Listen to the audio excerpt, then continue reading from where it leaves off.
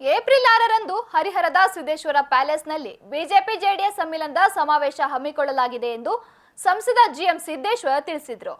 ದಾವಣಗೆರೆ ನಗರದ ಲೋಕಸಭಾ ಚುನಾವಣಾ ಕಚೇರಿಯಲ್ಲಿ ಸಂಸದ ಜಿಎಂ ಸಿದ್ದೇಶ್ವರ್ ಹಾಗೂ ಮಾಜಿ ಶಾಸಕ ಎಚ್ಎಸ್ ಶಿವಶಂಕರ್ ಜಂಟಿ ಪತ್ರಿಕಾಗೋಷ್ಠಿ ನಡೆಸಿ ಅವರು ಮಾತನಾಡಿದರು.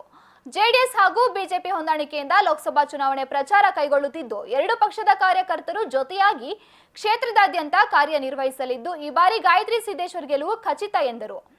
ಮಾಜಿ ಶಾಸಕ ಎಚ್ಎಸ್ ಶಿವಶಂಕರ್ ಮಾತನಾಡಿ, ದೇಶದ ರಕ್ಷಣೆ ಹಾಗೂ ಅಭಿವೃದ್ಧಿ ದೃಷ್ಟಿಯಿಂದ ಬಿಜೆಪಿಗೆ ಜೆಡಿಎಸ್ ಬೆಂಬಲ ನೀಡಿದ್ದು, ದೇಶಕ್ಕೆ ಪ್ರಧಾನಮಂತ್ರಿ ನರೇಂದ್ರ ಮೋದಿ ಸೂಕ್ತವಾಗಿದ್ದಾರೆ ಎಂದರು. ಪತ್ರಿಕಾಗೋಷ್ಠಿಯಲ್ಲಿ ಮಾಜಿ ಸಚಿವ ಎಸ್ ಎ ರವೀಂದ್ರನಾಥ್, ಜಿಲ್ಲಾಧ್ಯಕ್ಷ ಎನ್ ರಾಜಶೇಖರ್, ಮುಖಂಡರಾದ ವೀರೇಶ್ ಹನಗವಾಡಿ, ಧನಂಜಯ ಕಡ್ಲೇಬಾಳು, ಜೆಡಿಎಸ್ ಜಿಲ್ಲಾಧ್ಯಕ್ಷ ಚಿದಾನಂದಪ್ಪ, ಮುಖಂಡರಾದ ಅಮಾನುಲ್ಲಾ ಖಾನ್, ಕಡತಿ ಅಂಜನಪ್ಪ ಮತ್ತಿತರರು ಇದ್ದರು. ಜೆಡಿಎಸ್ ಮತ್ತು ಬಿಜೆಪಿ ಹೊಂದಾಣಿಕೆ ಮಾಡಿಕೊಂಡು ಇಡೀ ಜಿಲ್ಲೆ ಒಳಗೆ ಭಾರತೀಯ ಜನತಾ ಪಕ್ಷದ ಅಭ್ಯರ್ಥಿಯನ್ನು ಗೆಲ್ಲಿಸೋದು ಮತ್ತು ಇದರ ಒಂದು ಕಾರ್ಯಕರ್ತರ ಸಭೆಯನ್ನು 6ನೇ ತಾರೀಕು ಹರಿಹರದಲ್ಲಿ ಸಿದ್ದೇಶ್ವರ ಚೌಟ್ರಿಯಲ್ಲಿ ಸುಮಾರು 11 ಗಂಟೆಗೆ ಸಂಜೆ 4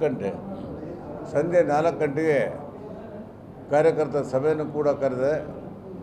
ಅಲ್ಲಿ ಸಭೆ ಆದಮೇಲೆ ಬಿಜೆಪಿ ಮತ್ತು JDSನ ಕಾರ್ಯಕರ್ತ ಒಟ್ಟೊಟ್ಟಿಗೆ ಹರಿಹರದಲ್ಲಿರ್ಬೋದು ಇಡೀ ಜಿಲ್ಲೆಯಾದ್ಯಂತ ಪ್ರಚಾರ ಮಾಡಬೇಕು ಅಂತೇಳಿ 6ನೇ ತಾರೀಕು ಸಂಜೆ 4 ಗಂಟೆಗೆ ಸಿದ್ದೇಶ್ವರ ಪ್ಯಾಲೇಸ್ನಲ್ಲಿ, ಅದರಲ್ಲೂ ನಮ್ಮ ಕ್ಷೇತ್ರದಲ್ಲಿ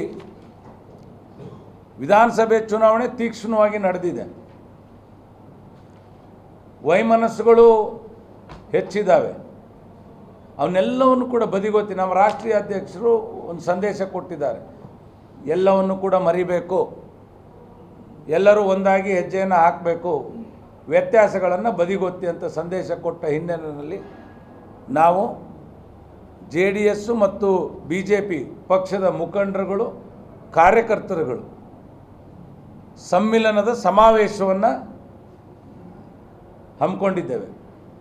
ಆ ಸಮಾವೇಶಕ್ಕೆ ಇಡೀ ಜಿಲ್ಲೆಯ ಎಲ್ಲ ಎರಡೂ ಪಕ್ಷದ ನಾಯಕರುಗಳು, ಕಾರ್ಯಕರ್ತರು, ಅಭಿಮಾನಿಗಳು, ಸಾರ್ವಜನಿಕರು, ಮತದಾರರು ಕೂಡ ಬಂದು ಭಾಗವಹಿಸಿ ಅಲ್ಲಿ ನಡೀತಕ್ಕಂಥ ಎಲ್ಲ ವಿಚಾರಗಳ ಬಗ್ಗೆ ತಿಳ್ಕೊಂಡು ಸೂಕ್ತವಾದ ಅಭ್ಯರ್ಥಿ, ಈ ಜಿಲ್ಲೆಯಲ್ಲಿ ಅಭಿವೃದ್ಧಿಗಾಗಿ ಕೆಲಸ ಮಾಡ್ತಕ್ಕಂಥ ಈ ರಾಷ್ಟ್ರೀಯ ಪಕ್ಷ ದೇಶದಲ್ಲಿ BJP ಪಕ್ಷ ಅಂತ ಹೇಳಿ ಮನಗಂಡು ಮತವನ್ನು ನೀಡಬೇಕು ಅನ್ನುವ ಸಂದೇಶವನ್ನು ಕೊಡಲಿಕ್ಕೆ ನಾವು ಬೃಹತ್ ಸಭೆಯನ್ನು ಹಮ್ಮಿಕೊಂಡಿದ್ದೇವೆ.